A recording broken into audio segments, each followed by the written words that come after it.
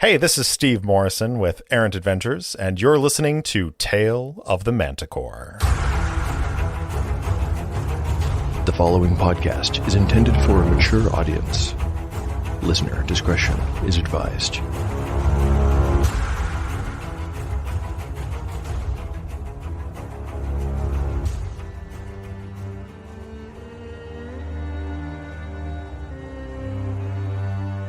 Welcome back to Tale of the Manticore, Season 2. Like the creature from which it takes its name, Tale of the Manticore is a mashup, a crossbreeding between two different species of storytelling.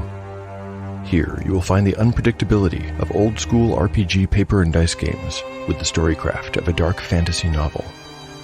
No character is sacred, and no character will be spared if the dice decide their fate is at hand. According to lore, the tail of a manticore is barbed with cruel iron spikes. There will be much pain in the days ahead.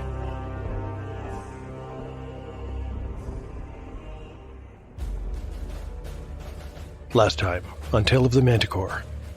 In Chapter 57, the companions are back in the Potter's studio that serves as their temporary home. Here, they reflect on their successful mission to assassinate Goddard and take down the famous knight, Sir Petrick Salamar. Meanwhile, at Whitestone Castle, Krell is reflecting on a recent encounter with Sivan. The beautiful consort has made a very strange request of him, asking that he bring more male prisoners to the dungeon. Krell had refused her, of course, but why would she ask for such a thing? Returning to the PCs, they are summoned to Bromley's house. The leader of the Free League of Nepul has prepared a sumptuous dinner for them in celebration of their victory. He declares that not only is Nepul now a free state, but the companions are heroes who will be remembered by future generations. Yellowfly, Shawnee, Jace, and Bazu partake in the celebrations, but Catsbane cannot enjoy himself. He's worried about the moral consequences of all they've done. Perhaps he feels this way while the others do not because he has been concealing a secret. A demonic force has been gifting him with powerful magic lately, and Catsbane thinks it has gotten too close. The next day, he determines to pull back and ignore the call of dark magic. While he's deep in study, the other companions quarrel over the money they've received. Bazu and Shawnee think they should give it back, whereas Yellowfly and Jace wish to keep their shares. They've not truly managed to see eye to eye on this matter by dinner, when they leave together for a meeting at the Pale Horse. When they arrive at the alehouse, they find the place packed with members of Bromley's Free League, who raise a tremendous cheer at the sight of them.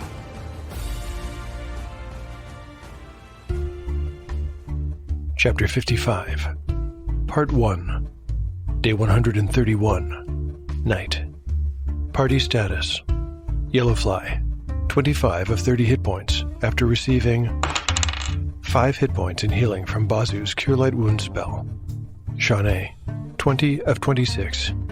Jace, 26 of 37 after receiving 6 hit points from Bazu's second Cure Light Wounds. Catsbane, 17 of 17 hit points. Bazu, 13 of 13.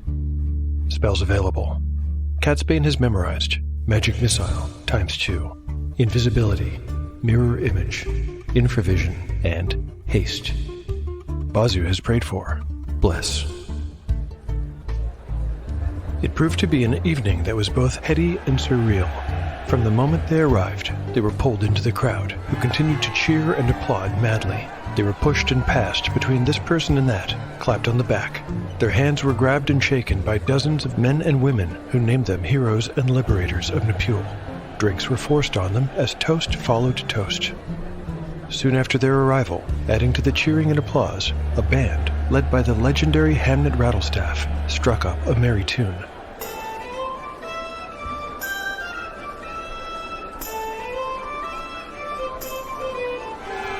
Now the companions were compelled to dance. Even Yellowfly was pulled into a great gyrating ring of dancers, which soon had grown a second outer ring that rotated in the opposite direction. This heaving miasma of festive humanity kept up for hours before a bell was rung, announcing that dinner was about to be served. As the doors of the kitchen opened and the smell of garlic, onion, and meat filled the room, the throng surged towards the bar, carrying the companions with them like an ocean current. Dozens of venison and ale pies were carried forth on huge wooden planks. Barrel after barrel of strong ale was drained as the party raged on through the evening and well after sunset. It wasn't until after things subsided a little that Shawnee noticed a familiar face tending the bar and helping to serve up their food. It was Briar Patches, looking far more hale than he had last time they had been together. It seemed he had found employment at the Horse. After many hours, the food was gone, the music was done, and the crowd hushed themselves to a murmur. Bromley, who had been splitting his time between the bar and the kitchen, walked over to the stage, holding aloft a traditional Nepulic axe, identical to the one Shawnee had used to behead Lord Goddard. It might have been the exact same axe for all she knew. His raising high of the weapon must have been some kind of signal to everyone that a proper meeting was about to begin, for the crowd parted, allowing him up to the stage.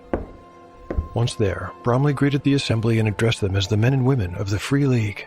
To those 300 souls gathered before him, he announced the official declaration of Nepul's independence after over 3 centuries of oppression. He told them word of their withdrawal from Camertine and the rule of its monarchy had been sent not only to Silmoral, but also to the capital cities of Zaisha and Camranth, the latter of which was expected to provide military support to Nepul. The absence of Shrall's fighting woman at the meeting suggested that she might be one of Bromley's envoys. Shrall was also absent. Perhaps he too carried word of their secession to the east. Or possibly they were still in Nepul, but conducting a similar, smaller meeting taking place at one of several other venues this evening. Bromley told them there were assemblies concurrently being held at the Western Watchtower, the Church of Sidal, and the Commandeered Magistrate's office. The Pale Horse simply couldn't hold all of Nepul's revolutionaries.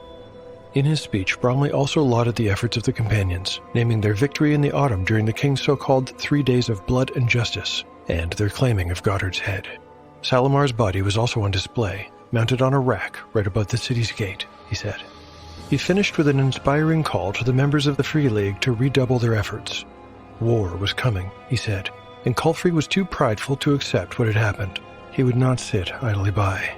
When the Silmarillions came, he said, they would break like waves against the walls of Nepul until their spirit, too, was broken. But in order for them to succeed, whether war came in winter or in spring, they would need to prepare. There was work to be done, Bromley said.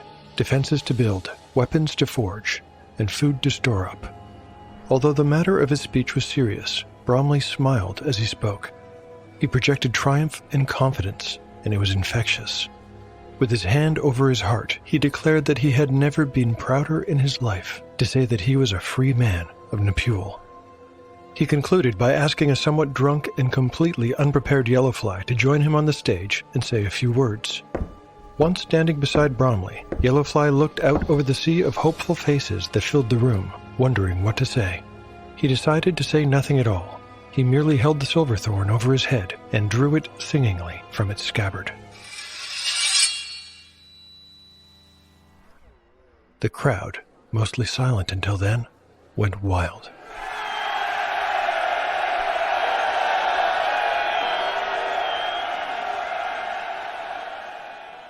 Are you ready to rock? More importantly, are you ready to roll? Welcome to No Quest for the Wicked, an award-winning sci-fi actual play podcast using Paizo's space opera system, Starfinder. Stow away with us every other Wednesday as 4 best friends explore an entirely homebrew setting in a planet-hopping adventure that plunges the crew of the Maverick into a political and cosmic conspiracy that doesn't just put their lives at risk, but the system and even the whole universe. Join Merrick, the 4-armed warrior in self-imposed exile, as he breaks tradition and forges his own path with a passion hotter than the desert sun. Durin, a former assassin running from his dark past, hoping to make a new life for himself. And Cody, an android with memory problems, an obsession with the 80s, and a desperate need to find the boy who made him. New episodes every Wednesday on NoQuestCast.com or your favorite podcasting app.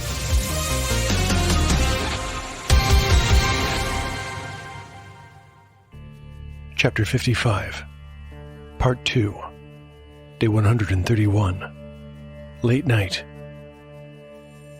During the previous night, the beautiful but increasingly disturbing creature named Sivan had not visited Krell, and he had felt relieved about it. His body was marked by unhealed cuts, welts, and contusions, and the thought of another night with the young woman made him wince. Krell might even have been happy if he had known what he could not, that he would never see her again. The captain awoke at some point in the small hours, but instead of waking from a nightmare, as he often did lately, Krell awoke to one.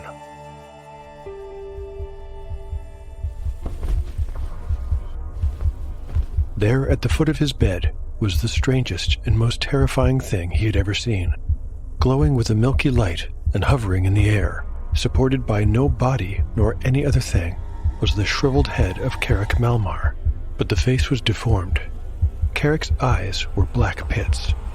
His teeth were longer, and his white wispy hair undulated slowly in the air all around it as though it was submerged under water.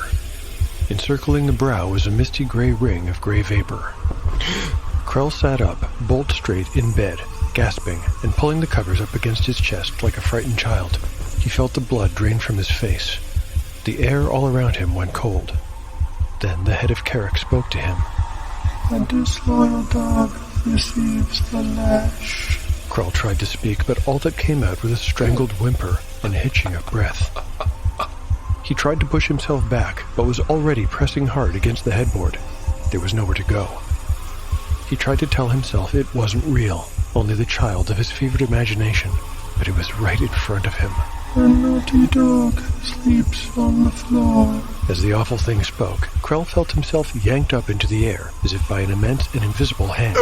Then, still clutching the bedsheets to his chest, he was thrown violently across the room.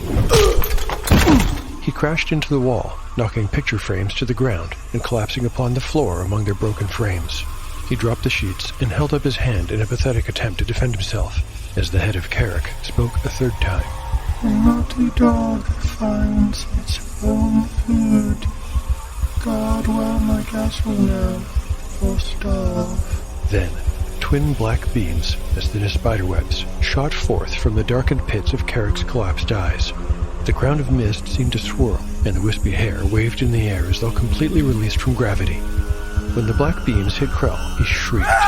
Seized by a totality of agony he could never have imagined possible, he heard the bones of his back crack and pop from their sockets as it hunched and expanded. His jaw distorted and widened. His teeth pushed out from their gums, lengthening into fangs. His fingers and thumbs folded into his palms and melted into the flesh, while claws burst forth from his knuckles. The process of transformation was not fast, and Krell felt the full agony of every second. When it was over, Krell's human form had been replaced by a heaving, drooling, panting new one. "Arise, Commanded the ethereal face of Azor Azul. hound of Yeth, sound thy mournful cry, and give voice to fear."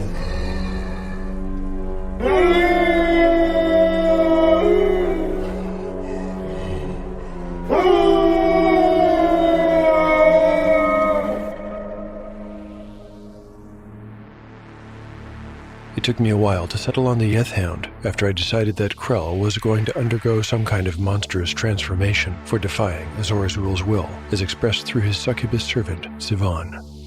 Azor Azul is not exactly a poet, but I do think he, or should I say it, I do think it has a certain taste for irony. I'm remembering how he made Kulfrey exchange hats with his jester before destroying his mind and turning him into the real fool. Since Krell showed disobedience to the demonic entity in refusing to bring it new prisoners to feed on, I thought it might be fitting for Azor Azul to turn him into his guard dog. Of course, it's not going to be just any dog. This is a game of D&D, and one that is creeping into the upper levels to boot. D&D has all kinds of dog-like monsters to choose from. There's the Shadow Mastiff, and of course the classic Hellhound. I considered both, but it was the Yeth Hound that really caught my attention. That's because the Yeth Hound retains some of its humanity in the eyes and face. It seems very much a cursed thing. In other words, it's perfect. Except when you read the monster description, it isn't, and for a couple of reasons. To my knowledge, the Yeth Hound first appears in the AD&D Monster Manual 2. Here's a quick summary of the creature from that text. They have an armor class of 0, which I believe translates to a 19 ascending, 3+3 hit die. They travel in packs, can fly, and have a special fear attack in addition to a nasty bite. They can only be harmed by silver weapons, which do a single point of damage when they strike, or magical weapons, which do their plus as damage. To make this creature work in Tale of the Manticore, I need to change a couple of things, though I'll try not to mess with it too much. First item on the chopping block is the number appearing. Krell is a solo Yeth Hound. There's no pack. The second thing to go is the ability to fly. I just think the monster is way cooler if it's earthbound. In my mind's eye, I see a cross between a Ghostbusters demon dog and the painfully poorly named mutations from the Hunger Games. There's one other change to make, and it's an addition this time. I want to lean into this monster's vulnerability to daylight. Further additions do include some rules for this, but I'm homebrewing mine to keep things simple. If a Yethhound is struck by daylight, it will take 1 to 6 points of fire damage per round of exposure. I think these small tweaks will make the monster a better fit into the Tale of the Manticore world, and should also make it a more interesting opponent for the PCs. I am a little worried about just how swingy an encounter with such a monster could be, but, well, it's a level of chaos I'm willing to embrace. At the time of his transformation, Krell was an 8th level fighter, having leveled up fairly recently in episode 51.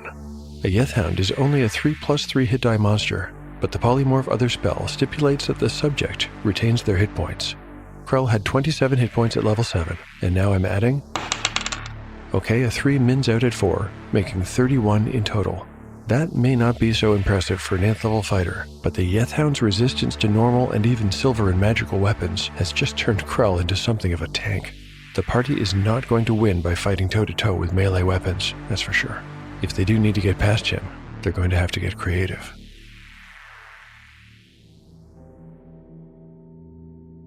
Dramatis Personae, Bazu. 9 years ago. Soon after Bazu reached the age of 20, he proposed to a young woman with whom he had fallen in love. Nality was, to him, the most beautiful woman in the world, both inside and out. She had a kind heart and a sweet face, with mahogany-colored hair falling in ringlets about it. Bazu knew that she loved him too. Of course, she had accepted his proposal, and, just like that, they were engaged. At that time, Bazu was a man with a strong faith, but he'd no intentions of pursuing the life of a cleric. As an only child, he was the heir to his family's business, built by his father, importing fine vintages from Zacia, firewater from Camranth, and, until it was no longer possible to do so, mead from Sachori. Bazu's father was named Ramil. Ramil was a shrewd and aggressive man who thought of only 2 things, family and business. To him, the 2 were one and the same. For this reason, Bazu was extremely anxious about sharing his intention to ask for Nality's hand in marriage with his father. This was because Nality happened to be the daughter of his father's biggest rival. Luckily, his father had not balked when he told him, and it was with considerable relief that Bazu received his blessing. At this point in his life, Bazu's future could not have been brighter, and he was a happy, happy man. He already had the heart of the woman he loved, and soon she would be his wife. He was set to inherit his father's business, which would surely merge with the rival business and become one of the biggest importing companies in Camertine. Life was good, and Bazu felt lucky. But all that changed a month before the wedding day. Bazu decided to surprise Nality by bringing her some flowers he had purchased on a whim. When he arrived at his fiancée's family's estate, he was told by the doorman, Harvit, that he was not permitted to enter. Harvit was stern, acting as if he didn't even know Bazu, who in turn became quite perplexed. Bazu had known Harvit for the several years that constituted his acquaintance and subsequent courtship of Nality, and the 2 men had always gotten along well. This sudden frosting over of their relationship came as such a surprise that at first Bazu thought the man was playing a joke on him. But if it was a joke, the punchline came when Harvit shut the door in Bazu's face after telling him he was no longer welcome on the property. Confused and insulted, Bazu had pounded on the door. He could hear voices arguing from the other side of the portal. One of those voices he quickly realized belonged to his betrothed, and so he redoubled his efforts, calling up to the 2nd-story window when he saw a glimpse of Nality's face. The arguing within ceased, and, after a few more minutes of waiting, Nality opened the door, but only an inch. Bazu wondered if she had a foot braced against the other side. Again, he felt hurt and confused. There was no need for any of this. He was no monster that would go thundering ahead like a wild bull. Instead, as was his nature, he adopted a calmer approach. Beloved, he began. What on Marith has come over Harvard? And why would he not permit me to enter? Come, open the door and let us talk. Nality's expression did not promise much hope for that. Her lips were pressed together, and her dark eyes shone. Don't call me that. And we may not talk, Bazu. Not today, not ever. Bazu managed to summon a half-smile and joked. Well, that will make it difficult to conduct a proper marriage ceremony, don't you think? He laughed, though he did not feel any mirth. What, shall we say our vows in mime? There was a moment of grim silence as the flip remark perished in the air between them. Her chin quivered, but she quickly regained her composure and replied, There will be no marriage, no wedding ceremony. At least, not between us, Bazu. Although her face was as rigid as a statue's, her eyes betrayed a deep pain. You need to go. She started to push the door closed, but Bazu intercepted and held it ajar. Ality, this has gone far enough. Now there was a tremor in her voice. I'm sorry, Bazu. Something awful suddenly occurred to Bazu, and he spoke with alarm. What did you mean just then when you said, not for us? The young woman said nothing. Ality, please. Bazu pressed. I am promised to another. Came the reply. It was only a whisper. My father has given me to another suitor. Bazu was unprepared for this. His jaw worked soundlessly for a few moments before he managed to speak. By all the gods of Mareth, what are you telling me? Yesterday you loved me, and now you love another? Is that how it goes? I refuse to believe you. Believe what you want, Bazu. It is over between us. In 1 month's time, I marry Edmund Rith. Rith? Rith? Why? This makes no sense at all. His fortunes are less than mine, his prospects fewer still. For the sake of all the gods, he is your family's rival. Nality, explain yourself. You would not like what you heard, Bazu. I think I deserve some kind of explanation. Bazu's face was beginning to turn purple. I would know the truth. Now tell me. Nality sighed heavily. Her voice became heavy and cold. Yes, I suppose you do deserve that much. But as I say, you will not like it. Wherefore do you speak to me so? As though we were strangers? Because after this, after I explain Bazu, we will be strangers henceforth. Bazu spread his palms in a helpless gesture. I stand amazed and know not what to say, Nality. Then listen and be satisfied that there is no other outcome than this one. When our courtship grew serious, your father made overtures of friendship to mine own, as one would expect. When we became engaged, he told my father they were truly brothers. My father believed yours and took him into his confidence. He shared all manner of things, both personal and concerning the family business. Is this beginning to make sense? Bazu's face slackened. My father, he didn't... He did. Said Nality. Your father used the information mine shared to ruin several relationships vital to our business. He stole our trade secrets and even tried to mar my father's reputation with scandal. We might never have known had the Rith family not come forward with the proof. What proof? This so-called proof must be false. A mere fabrication. The proof is indisputable. Nality now looked merely tired. Instead of destroying my family, your father has pushed us into the arms of a former rival. And you into his bed. Nality sniffed. Such is the way of the world, Bazu. It's time for you to grow up and see that. You always admired the worshippers of Sadal for their wisdom. Perhaps you could use some wisdom of your own. Is there nothing I could say, Nality? She bit her lip and shook her head. You would do well to forget we ever met, Bazu. It is over between us, and that is something that cannot be changed. If you have further questions, I suggest you bring them to your father. Goodbye. She pushed the door closed, and Bazu never saw her face again. Bazu was simultaneously enraged and heartbroken. He felt as though the bottom of his world had disappeared, and now he was in free fall. His first inclination was to seek out Eidmon Rith and challenge him to a duel, but he quickly recognized this as folly. His true rival, it would appear, was his own father. He would have to do as Nality had said, go home and seek answers there. And that is what he did.